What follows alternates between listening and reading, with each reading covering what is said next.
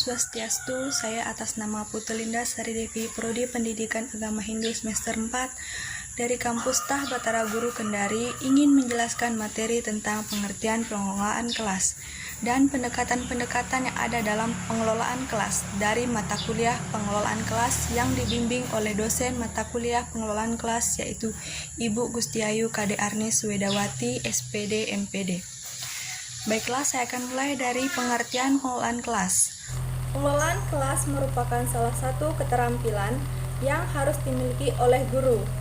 Pengelolaan kelas berkaitan dengan upaya-upaya untuk menciptakan dan mempertahankan kondisi yang optimal bagi terjadinya proses belajar mengajar. Dalam pengelolaan kelas, ada dua subjek yang memegang peranan, yaitu siswa dan guru. Pengelolaan kelas terdiri dari dua kata, yaitu pengelolaan dan kelas. Pengelolaan merupakan terjemahan dan kata manajemen. Dalam Kamus Umum Bahasa Indonesia disebutkan bahwa pengelolaan adalah penyelenggaraan atau pengurusan agar sesuatu yang dikelola dapat berjalan dengan lancar, efektif, dan efisien.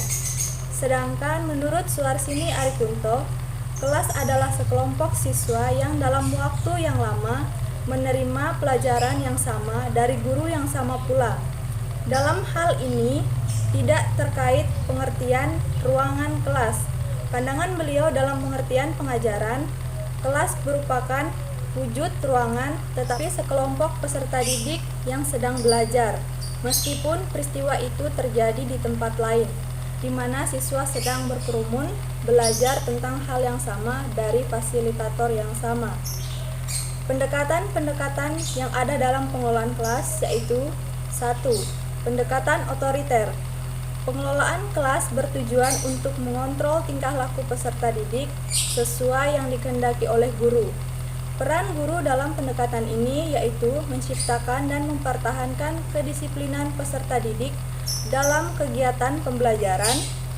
Kedisiplinan merupakan faktor penentu dalam menciptakan suasana belajar yang kondusif.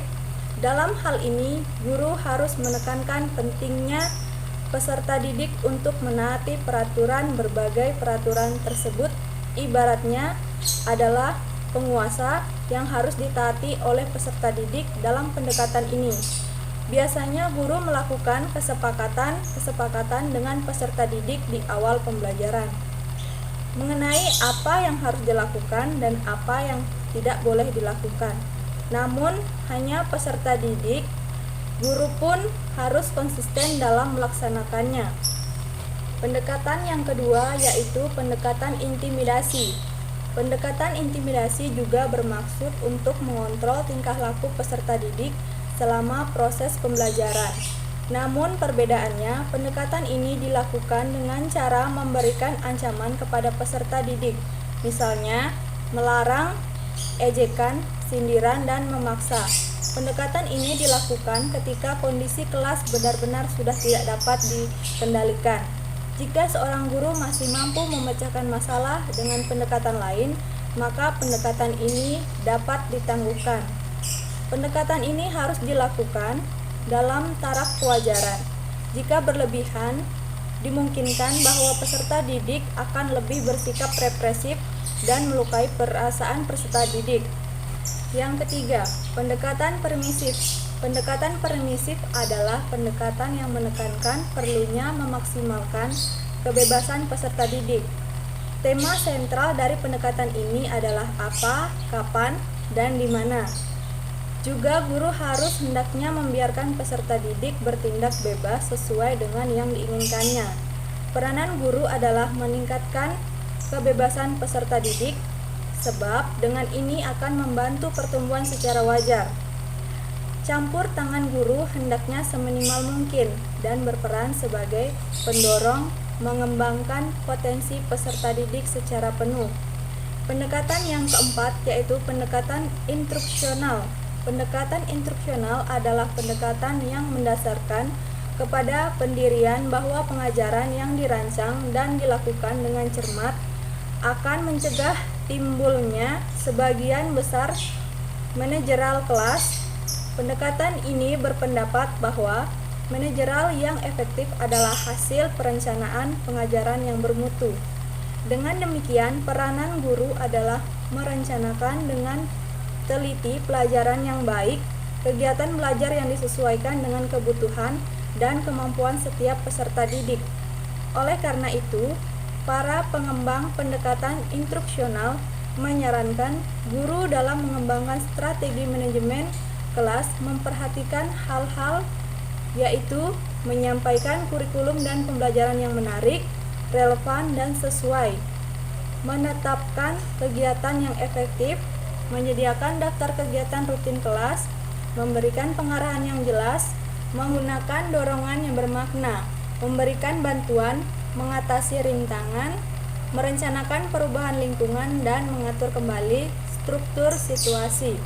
Pendekatan yang kelima yaitu pendekatan pembelajaran. Pendekatan ini didasarkan pada suatu tanggapan bahwa dalam suatu perencanaan dan pelaksanaan akan mencegah munculnya masalah tingkah laku anak didik dan memecahkan masalah itu bila tidak bisa dicegah.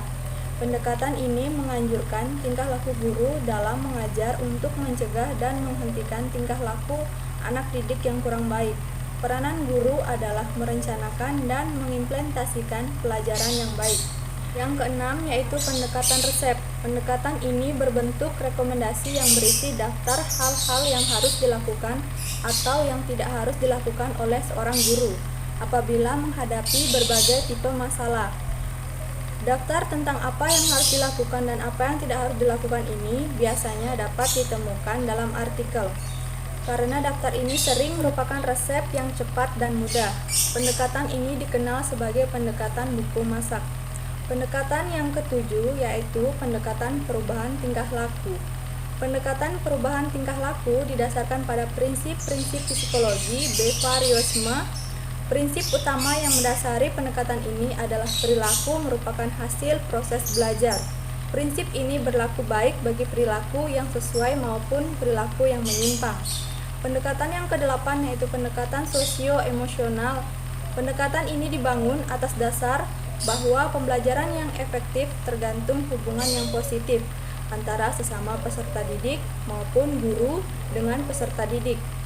Oleh karena itu, tugas pokok guru dalam manajemen kelas adalah membangun hubungan antar pribadi positif dan meningkatkan iklim sosio-emosional yang positif pula. Kondisi sosio-emosional yang harus dibangun oleh seorang guru yaitu terciptanya hubungan baik, guru peserta didik senantiasa gembira, penuh gairah dan semangat, bersikap optimistik, realistik dalam kegiatan belajar mengajar yang sedang dilakukan serta terbuka terhadap hal-hal yang ada pada dirinya. Pendekatan yang kesembilan yaitu pendekatan kelompok, membutuhkan kemampuan guru dalam menciptakan momentum yang dapat mendorong kelompok-kelompok di dalam kelas menjadi kelompok yang produktif. Di samping itu, pendekatan ini juga mengharuskan guru untuk mampu menjaga kondisi hubungan antar kelompok agar dapat selalu berjalan dengan baik. Dengan kata lain, kegiatan kelas harus diarahkan pada kepentingan bersama dan sedikit mungkin kegiatan yang bersifat individual. Pendekatan yang ke-10 yaitu pendekatan elektis atau pluralistik. Pendekatan electric counseling menunjukkan pada suatu sistematika dalam konseling yang berpegang pada pandangan teoritis dan pendekatan approach yang merupakan perpaduan dari berbagai unsur yang diambil atau dipilih dari beberapa konsepsi serta pendekatan. Oleh karenanya, dalam pendekatan ini guru menggunakan variasi dari sudut pandangan, prosedur, dan teknik sehingga dapat melayani masing-masing konsep sesuai dengan kebutuhan dan sesuai dengan ciri khas masalah yang dihadapi oleh peserta didik. Dari berbagai pendekatan tersebut, seorang guru berhak memilih dan mengembangkan berbagai pendekatan dalam pengelolaan kelas sesuai dengan kemampuannya sendiri, sehingga kegiatan pembelajaran dapat berjalan dengan efektif dan efisien sesuai dengan tujuan pembelajaran yang telah ditentukan. Baiklah, sebelum saya akhiri penjelasan materi yang telah saya bawakan, Saya ingin mengajak semua pelajar agar tetap mematuhi protokol kesehatan dan tetap aktif dalam mengikuti pembelajaran sekolah di saat masa pandemi ini dengan cara online. Baiklah, itu saja yang dapat saya sampaikan. Lebih dan kurangnya mohon dimaafkan. Saya tutup dengan Parama Santi. Om Santi Santi Santi Om.